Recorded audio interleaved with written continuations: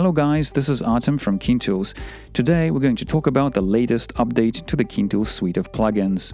First off, KeenTools 2025.1 includes support for Nuke 15.2 beta and Blender 4.4 beta, and there are some new features added to our Blender pack, so we decided to make a separate video about them. So without further ado, let's go ahead and jump in. The first newly added feature is the Start Frame Selector. Now when you open GeoTracker or FaceTracker in Blender and load a clip as an image sequence, sometimes you'll notice that the video on your timeline doesn't start from frame 1. Like in this case, it starts with the frame 267. That's because the first frame in the sequence has that number in the file name, and so the frame range and the timeline get automatically synced. Down here it says Start Frame 267. That's the new selector that was added here so you could manually set position of your sequence or video on the timeline. If we type, for example, 101 here, we'll see that the whole project changes its range, and now it starts at frame 101 and ends at 204. Let's change the start frame to 1, and now you see that it shifted the whole thing to the very beginning of the timeline. Now that you've decided where on the timeline you want the first frame of your sequence to be, you can click the Analyze button. If you change the start frame after analyzing the clip, you'll need to reanalyze it before tracking, because the analysis file will contain the information about the selected frame range. You can check it here if you click on the info icon. A similar start frame selector was added to sequence masks. Let's go to the Masks tab, 2D Masks, switch to Sequence and load an AI-generated garbage mask. It's loaded in, but we don't see it because it starts with the frame 267 again, as the number in the first file name of the sequence suggests. So let's change the start frame here from 267 to 1. Now it's going to match perfectly with our frame range.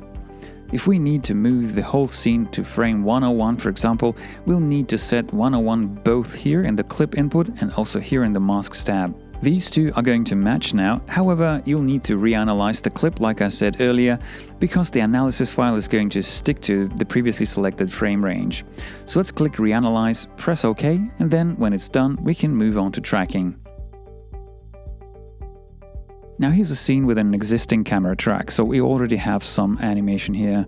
If we set the start frame to 101 now and then press play, we'll see that the tracking is going to be off. That's because we shifted the clip on the timeline, but the camera track remained where it had been. So again, you should select the start frame before you do the tracking. Otherwise, if you eventually shift your clip using the start frame option, you'll need to go through reanalyzing and tracking all over again. So that's an important thing to consider. Another feature added to this update is the wireframe render option, which allows you to make the wireframe visible in your render.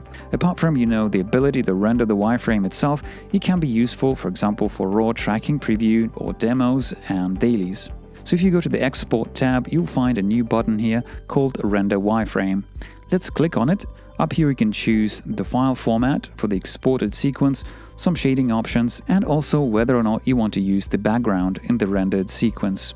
So let's create a new folder, name it as Preview, type a file name, let it also be Preview, and then press Render Wireframe. This way we're rendering a tracking preview into an image sequence. So basically we're now rendering our viewport. When it's done, you can load it into some player that supports image sequence playback, or you can load it up in here inside of Blender. Let's switch editor type to Video Sequencer, click on Add, Image Sequence, and load our sequence in here. Let's pull it up like this, and now let's add another workspace, switch this to Preview and press Play. You can now zoom in and focus on certain parts of your tracking to check its quality. Alright, let's go to FaceTracker. You'll find the same start frame selector here in the clip input and also here in the sequence mask once you load a sequence mask in here. Just like in GeoTracker, you can now render the animated wireframe here as well. So let's go to the Export tab and press Render Wireframe. This time we'll disable Highlight Facial Features, Backface Culling, and Lit Wireframe. Change the color of the wireframe and also render it without the background, which is going to be transparent if we choose the PNG format. Let's create a new folder, give a name to the sequence files, and press Render Wireframe. When it's done, we can go to Compositing, make sure you've activated Use Nodes, add a movie clip, select our clip here in the dropdown, add another movie clip node, and load our rendered sequence. Then add a viewer and alpha over nodes, and composite one on top of the other. This is it. Update to KeenTools 2025.1 to enjoy the new features and be able to use it in Nuke 15.2 beta and Blender 4.4 beta. Yes, that's the one with the cat on the splash screen. Give this video a thumbs up if you like the content, subscribe to stay informed about our new updates and tutorials. Thank you for watching, see you in the next video, bye bye.